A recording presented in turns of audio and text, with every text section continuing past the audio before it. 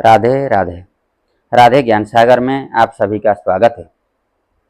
आइए, हमारी चर्चा चंद्रमा के साथ अन्य ग्रहों की युति के फलों के विषय में चल रहा है और इसी सिलसिले में इससे पहले के वीडियो में मैंने आप लोगों को चंद्रमा और राहु की युति का किस तरह का फल होता है एक मोटा मोटा आप लोगों को जानकारी दी। अब इस वीडियो में हम बात करते हैं चंद्रमा के साथ केतु का फल कैसा होता है।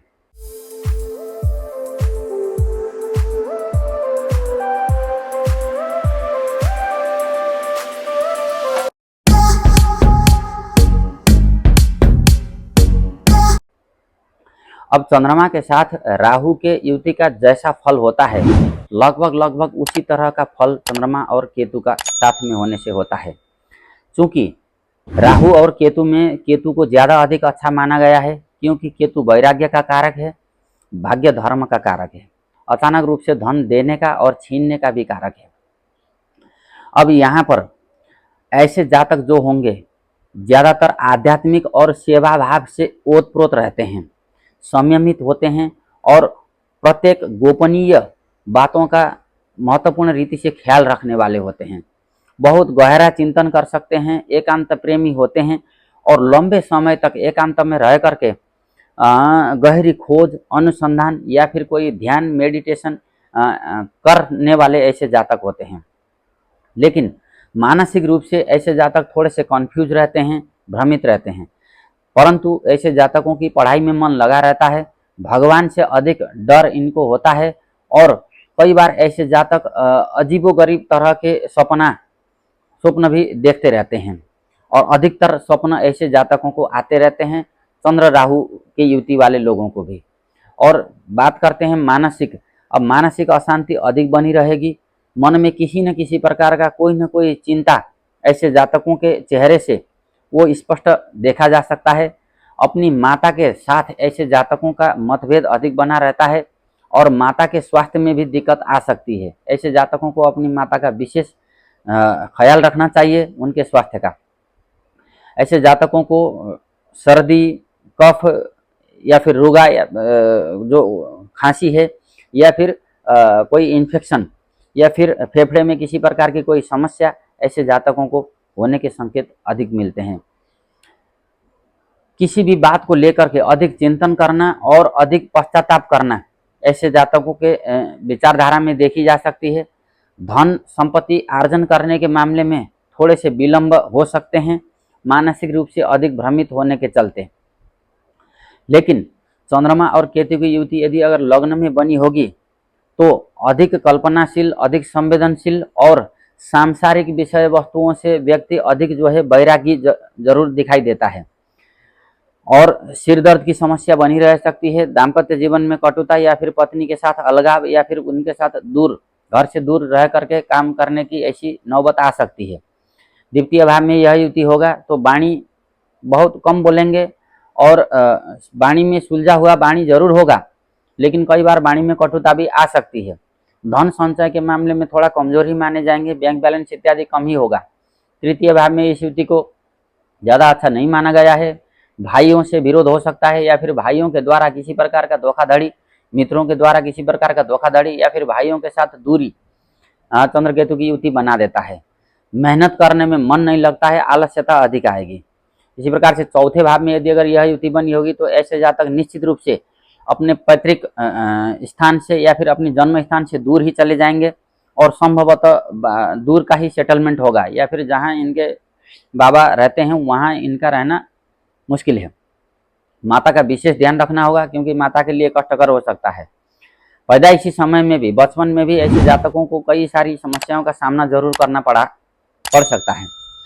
और पंचम भाव में यह युति होगी तो पढ़ाई में थोड़ा सा कम मन लगेगा, फ्लो में निरंतर पढ़ाई में मन नहीं लग पाएगा, संतान से भी दूरी कर देगा और प्रेम में भी किसी न किसी प्रकार के विघ्न बाधाओं का सामना जरूर करना पड़ सकता है।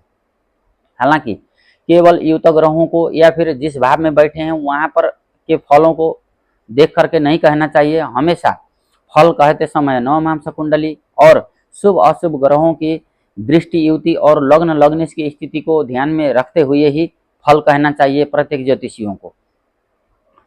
तो पंचम भाव में प्रेम मनोरंजन के विषय में भी ऐसे जातकों का मन कम ही लगा रहता है, लेकिन सोच बहुत आते हैं, थॉट प्रोसेस मन में चलता ही रहता है। और चौथे भाव में यदि अगर चंद्र केतु की युति होगी और वहीं पर अगर खराब मंगल की दृष्टि होगी या फिर कम सूर्य की दृष्टि होगी, तो ऐसे जातकों को हार्ट रिलेटेड कोई समस्या हो सकती है, बाईपास सर्जरी या फिर हार्ट अटैक के चांसेस भी ज़्यादा रहते हैं। इसी प्रकार से छठे भाव में इस युति को कदापि अच्छा नहीं माना गया है। ऐसे जातक बार बार शत्रुओं के द्वारा प्रताड़ित होते रहते हैं और सबसे विचित्र बात तो यह है कि ऐसे जातक अपने शत्रुओं का सामना कभी कर ही नहीं पाएंगे। शत्रु जितना भी इनके जीवन में खराब करने की कोशिश करे उसको ये सहन कर लेते हैं और शत्रु को माफ भी कर देते हैं। ननिहाल पक्ष के साथ विशेष अच्छा संबंध रखना होगा, तब जाकर के कहीं न कहीं चंद्रमा और केतु की युति का अच्छा फल मिलेगा। ऋण और रोग का आना जाना लगा रहेगा। गुस्से के ऊपर भी काबू पाना होगा। यदि अगर गुस्सा आता भी है तो ऐसे जातक पहले गुस्से को जल्दी उजागर नहीं कर पाते हैं, लेकिन अंदर ही अंदर कुढ़ते रहते हैं। सप्तम भाव में यह युति होगी तो पत्नी के साथ अलगाव, उनके साथ वैचारिक तालमेल का अभाव, परिवार में किसी न किसी प्रकार के जो अप एंड डाउन्स हैं वो चलते ही रहेंगे। अष्टम भाव में भी विशेष जो है ऐसे जातकों को जल से सावधानी अपनाना चाहिए। कान में यदि अगर छठे भाव में चंद्र केतु की युति होगी तो कान में किसी प्रकार की कोई पीड़ा हो सकती है, या फिर जो है एकादश भाव में होगी तो भी। तो ऐसे जातकों का अष्टम भाव में यदि अगर होगा तो कोई गुप्त रोग या फिर किसी प्रकार का कोई लंबी बीमारी का सामना करना पड़ सकता है। और मन में कई तरह के नेगेटिव थॉट्स आते रहते हैं, बुरे स्वप्न भी आते रहते हैं, तो ऐसे जातकों को उनके उपाय भी करते रहना चाहिए। नवम भाव में इस युति को कुछ हद तक अच्छा माना गया है, लेकिन यहाँ पर नवम भाव में चंद्र केतु की युति होने से ऐसे जातक का भाग्य धर्म से भी विरक्ति करा देता है केतु। इसलिए धर्म परोपकार सत्संगति के रास्ते में चलते रहना चाहिए, बड़ों का आशीर्वाद लेकर के, और ईश्वर का भी ध्यान भजन करते रहना चाहिए अपने कार्यों के साथ साथ। और केतु हमेशा चाहता है कि व्यक्ति ईमानदार रहे, नैतिक और चारित्रिक पतन न होने दे व्यक्ति। तो कोई व्यक्ति अगर अपने नैतिक और चारित्रिक ईमान को आगे रख करके जीवन में चल रहा होगा तो ऐसे जातकों को अच्छा फल भी मिलता है। अष्टम भाव में केतु चंद्र की युति व्यक्ति को वैज्ञानिक रिसर्चर भी बना सकता है, अच्छा डॉक्टर भी बना सकता है यदि अगर सूर्य मंगल की स्थिति अच्छी होगी तो। इसी प्रकार से दसम भाव में इस युति को अच्छा नहीं माना गया है। यहाँ पर जॉब में परेशानियां आ सकती है, व्यवसाय में परेशानियां आ सकती हैं, माता पिता दोनों का स्वास्थ्य खराब हो सकता है, पिता के साथ दूरी, मतभेद और पैतृक संपत्ति जब प्राप्त करने की बात आती है तो वहाँ पर विवाद की स्थिति अंश का जो भागवंडा है उसमें भी उत्पन्न करा सकता है। एकादश भाव में अच्छा फल मिलेगा, लाभ अचानक रूप से मिलेगा, संतान के लिए भी लाभ दिलवाएगा। लेकिन हाँ, संतान जब होने वाले होंगे तो उस समय में विशेष ध्यान रखना होगा। द्वादश भाव में यह युति होगी तो घर से दूर ले जाएगा या फिर प्रदेश में भी हो सकता है, और आंखों में पीड़ा हो सकती है, और माता का स्वास्थ्य का विशेष ध्यान रखना होगा। अब जैसे चंद्र ग्रहण योग यहाँ बन ही गया, चंद्र केतु और चंद्र राहु की युति किसी भी जातक की कुंडली में होगी, ऐसे जातकों को चंद्र ग्रहण या फिर योग बन जाता है।